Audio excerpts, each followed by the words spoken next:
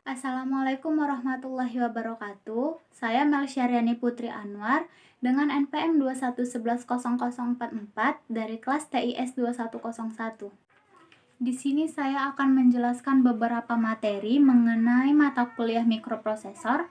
Yang pertama itu saya akan menjelaskan tentang sejarah mikroprosesor. Selanjutnya ada bahasa assembly. Selanjutnya penginputan registrasi software menggunakan Z80 simulator.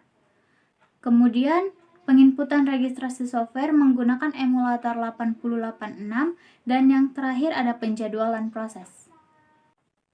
Langsung saja kita masuk ke materi yang pertama, yaitu sejarah mikroprosesor. Mikroprosesor adalah sebuah IC, integrated circuit, yang digunakan sebagai otak atau pengolah utama dalam sebuah sistem komputer. Mikroprosesor merupakan hasil dari pertumbuhan semikonduktor. Prosesor adalah chip yang sering disebut mikroprosesor, yang sekarang ukurannya sudah mencapai gigahertz.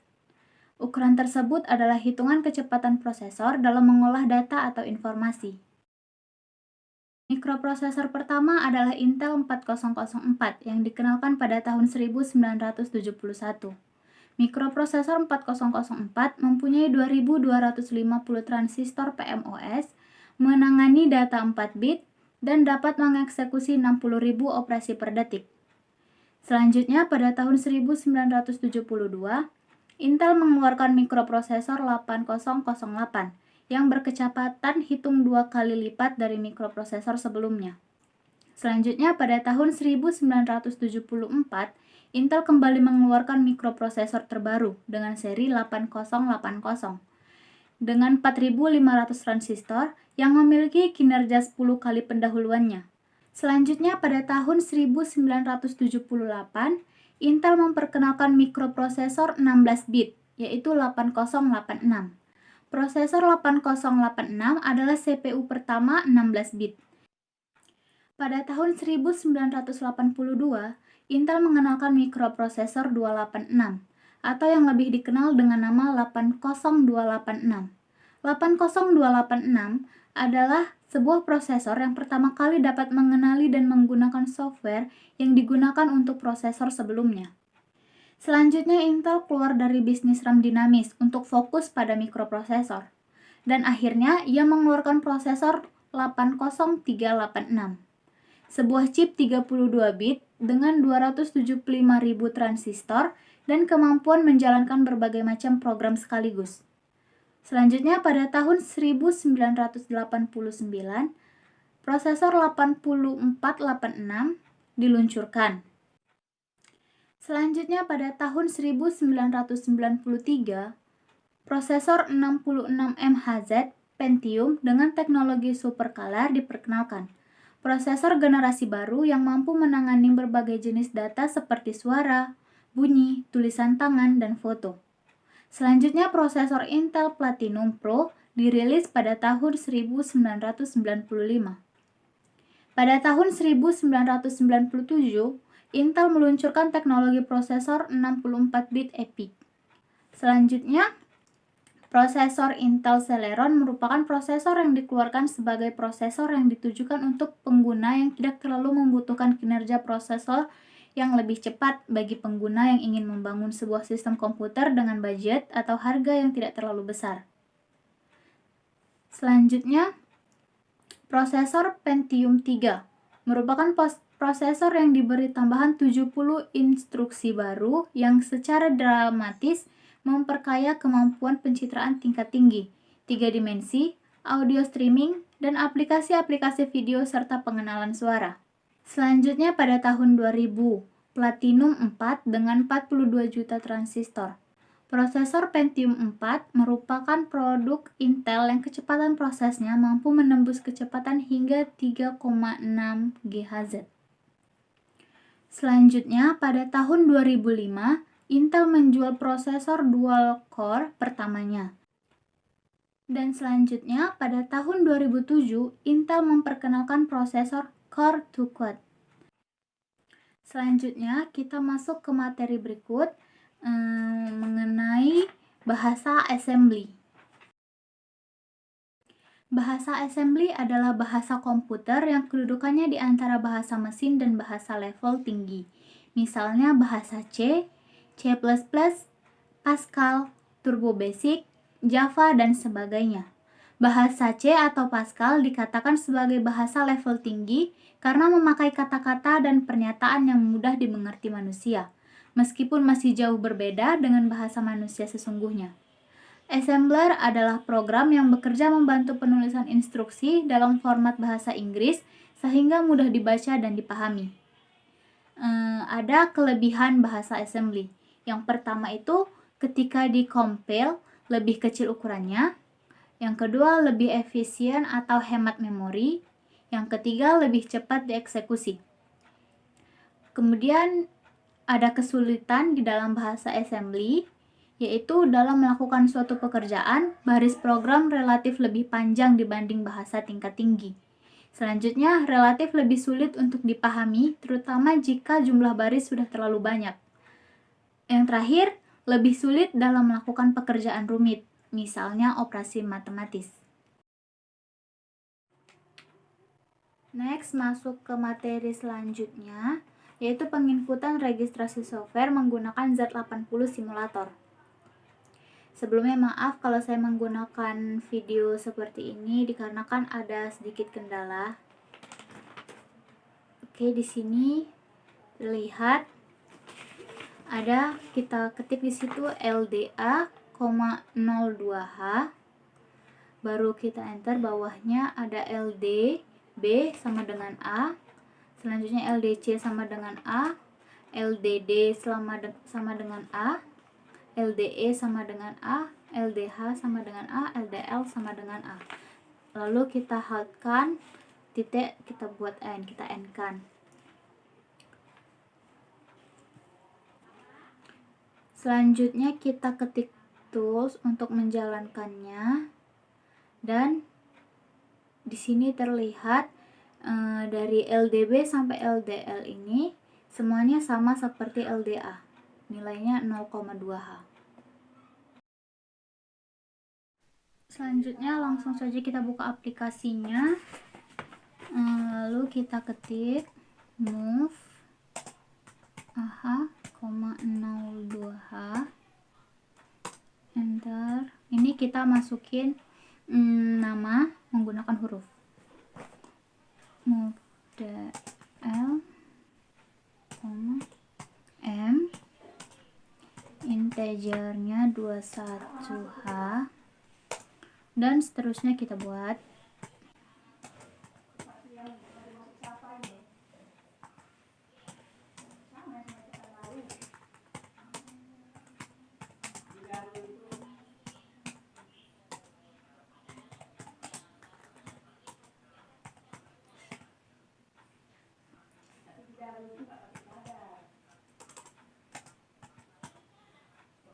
Integer 21H, dan yang terakhir ditutup dengan integer 20H. Selanjutnya kita assemblekan. Ini di save dulu, baru kita runkan. Ini sudah dijalankan, gini bentuknya kalau sudah dijalankan. Jadi di sini ini dia hasilnya. Selanjutnya kita menggunakan tabel ASCII. Ini dia, kita buat di sini. Move DL. Tadi ini tabel ASCII-nya. M, kita lihat di sini M-nya 4D. Kita masukin 4DH. Integernya tetap 21H.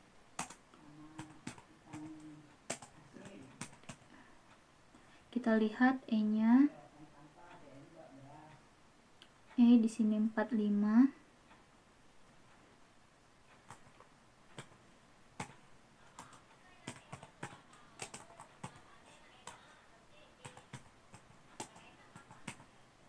Selanjutnya kita lihat lagi L-nya 4C.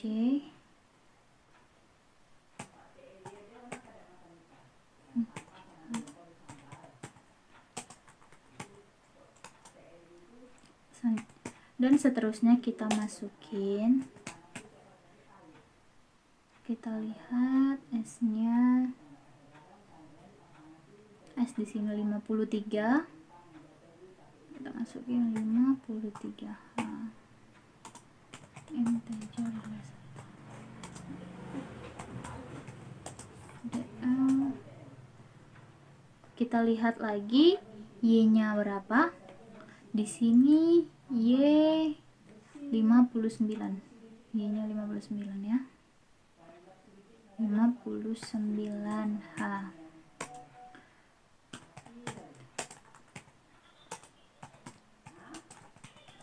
Dan yang terakhir kita lihat tadi A-nya itu A-nya di sini 41. 41H. Integer besar. Dan jangan lupa ditutup dengan integer 20H. Lalu kita assemblekan. Kita save. Dan kita jalankan. Dan ini hasilnya. Definisi penjadwalan. Penjadwalan merupakan kumpulan kebijaksanaan dan mekanisme di sistem operasi yang berkaitan dengan urutan kerja yang dilakukan sistem komputer. Sedangkan penjadwalan bertugas memutuskan proses yang harus berjalan dan kapan atau berapa lama proses itu berjalan. Penjadwalan proses terbagi 4. Ya, ada FIFO, ada SJF, ada PS, dan RR. Kalau FIFO itu dia first in first out, data yang pertama dilakukan proses terlebih dahulu. Sedangkan SJF sort job first, dia data yang terkecil dulu yang dilakukan, yang diproses data yang terkecil dahulu. Selanjutnya ada PS priority scheduling, dia data yang besar dilakukan proses terlebih dahulu. Dan yang terakhir ada RR round robin, penggunaan bilangan kuantum untuk penyelesaian proses. Langsung kita masuk ke dalam contoh. Di sini sudah saya buat tabelnya. Di sini langsung saja kita masuk ke contoh. Yang pertama ini FIFO. FIFO ini tadi kan first in first out, yang artinya data yang pertama dilakukan proses terlebih dahulu. Di sini kita masukin proses P1, P2, P3, dan P4. Lalu burst time-nya ini kita buat di situ ada 5, P1-nya 5, P2-nya 8, P3-nya 12, P4-nya 15. Lalu di sini tadi kan FIFO artinya yang pertama dilakukan proses terlebih dahulu. Di sini kita lihat di sini burst time-nya 5, berarti waktu prosesnya itu 5. Baru di sini kita tambahkan 5 ditambah 8, berarti di sini 13.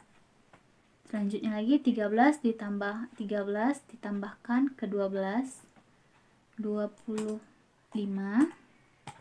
dan 25 ditambahkan 15, 40. Di sini kita jumlahkan semuanya sehingga mendapatkan hasil 40. Selanjutnya ini juga kita jumlahkan, waktu proses ini kita jumlahkan, hasilnya 85. Lalu di sini kita buat AWT. AWT itu dia artinya arrival waiting time. AWT sama dengan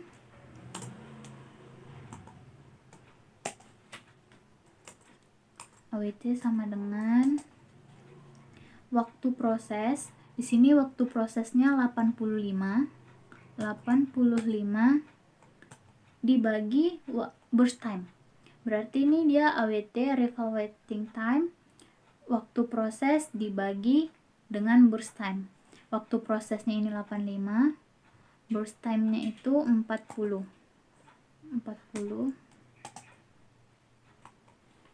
Lalu ini dibagi sehingga dapat hasilnya sehingga dapat hasilnya 2,06. Selanjutnya kita masuk ke SJF. SJF itu data yang terkecil dilakukan proses terlebih dahulu. Di sini kita buat P1, P2, P3, dan P4. Lalu burst time kita masukkan P1-nya itu ada 2, P2-nya 6, P3-nya 6, P3-nya 4, P4-nya itu 8. Lalu di sini tadi kan katanya yang terkecil dilakukan terlebih dahulu. Jadi di sini kita lihat yang terkecil itu ada 2, di sini 2. Selanjutnya yang terkecil itu ada 4. 2 tambah 4 berarti di sini 6. Selanjutnya di sini yang paling terkecil lagi 6, tambah 6 di sini 12.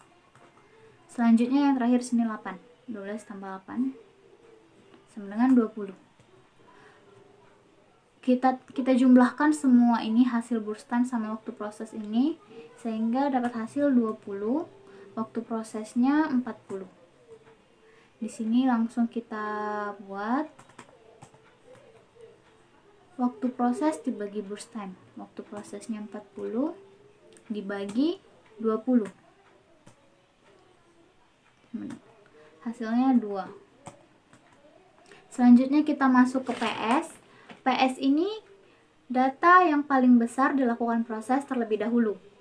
Jadi di sini kita buat P1, P2, P3, dan P4. Burst time-nya di sini kita buat P1-nya 8, P2-nya 15, P3-nya 10, dan P4-nya 12. Tadi katanya PS ini yang terbesar. Kita lihat di sini yang terbesar itu 15. Di sini kita masukkan 15. Selanjutnya ada 12. Lalu ini hasilnya baru setelah 12 ada 10, 27 ditambah 10. Selanjutnya ada 8, 37 ditambah 8. Seperti tadi kita jumlahkan semuanya burst time dan waktu prosesnya.